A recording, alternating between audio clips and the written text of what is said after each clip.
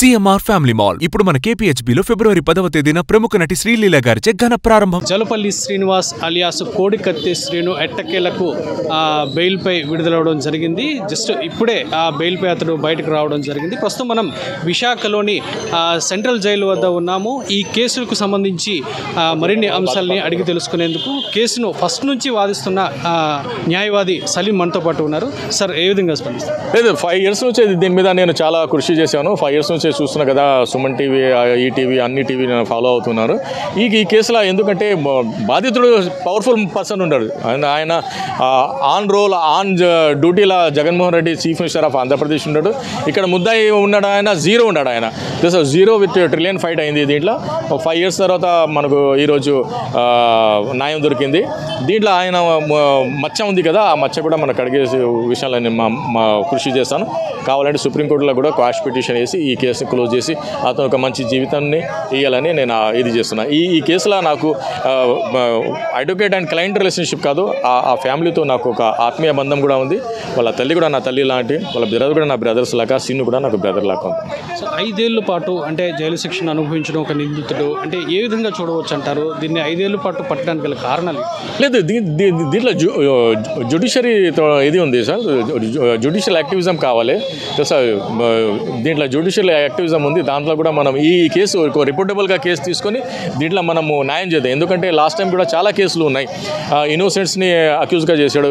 మీరు చూడండి, ఇస్రో సైంటిస్ట్ ఉన్నారు, ఆయనకి ఏమంటారు అమెరికన్ ఏజెంట్ అని ఫాల్స్ అలిగేషన్స్ పెట్టి 20 years ఆయన కృషి పెట్టాడు.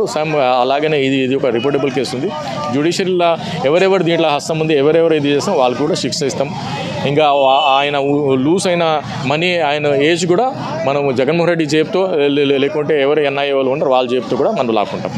ఇన్నాళ్ళు జైలు జీవితం గడిపిన కోడికత్తి శ్రీను ఎవరైతే ఉన్నారో వాళ్ళ తల్లిదండ్రులు కానివ్వండి, ఫ్యామిలీ మెంబర్స్ కానీ చాలా నరకం అనుభవించారనే చెప్పాలి, ఈవెన్ శ్రీనుతో కలిపి. సో ఇన్నాళ్ళ పాటు ఇది జరుగుతూ ఉంది. ఇప్పటికైనా బెయిల్ వస్తుందని చాలామంది ఊహించలేదు, కానీ ఇప్పటికీ రావడానికి గల కారణం అదే రౌండ్ కావాలి, ఏం లేదు. అక్కడ అపోజిట్ పార్టీ పెద్ద పార్టీ ఉన్నాడు, ఇది ఉంది అని అలా ఇది అయింది. అసలు తెలుసా, మనం ఎంత మన కృషి చేసాం, ఇది చేసాం, కానీ లాస్ట్లో మన ఫైనల్ మనం పిటిషన్ వేసేటప్పుడు మనం జడ్జి గారికి గట్టిగా అడిగాం, బెయిల్ ఇస్తారా లేకుంటే జగన్మోహన్ రెడ్డికి సమ్మన్ ఇస్తారా అని. జడ్జి గారు అన్నారు, నేను సమ్మన్ ఇస్తాను, బెయిల్ ఇయ్యను అని. అసలు సమ్మన్ ఇవ్వండి. LW1 ఎవరు ఉన్నారు, ఆయన వచ్చి వాంగ్మూలం ఇచ్చారు. వాంగ్మూలం కూడా మనకు తెలిసిపోయింది. అప్పుడే కోర్టు కూడా చెప్పేసింది ఈ కేసులో ఏం బలం లేదు.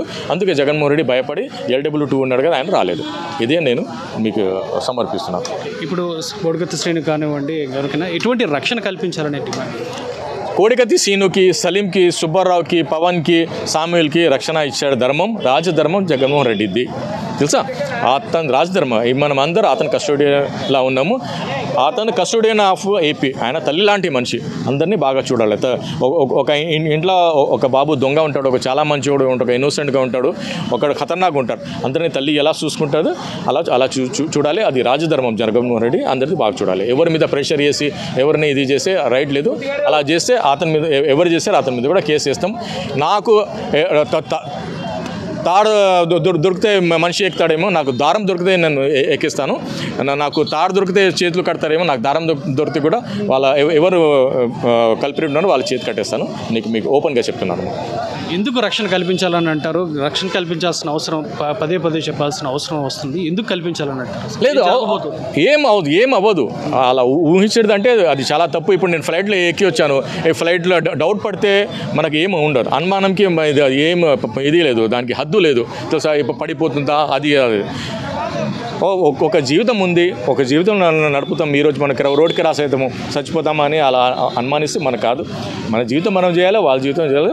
ఇది ఏముంది, ఇది మాయాలోకం ఉంది. మాయాలోకంలో అలానే మనం సాకుపోవాలేమో. సో కోడికత్తి శ్రీను కానివ్వండి, ఫ్యామిలీ మెంబర్స్ కానివ్వండి, మీరు చివరిగా చెప్పాల్సిన మాటలేంటి? చివరి చెప్పేది ఏం లేదు. ఒక దళిత్ ఫ్యామిలీ, ఒక ఏమంటారు పూర్ ఫ్యామిలీకి నేను సాయం చేశానని ఈరోజు నేను చాలా హ్యాపీ ఫీల్ అవుతున్నాను. రేపు కూడా నేను సాయం చేస్తాను. ఈ ఒకటే కేసు కాదు, ఎప్పుడైనా ఏదైనా కేసు మీ కంటికి పడితే కూడా తీసుకురండి.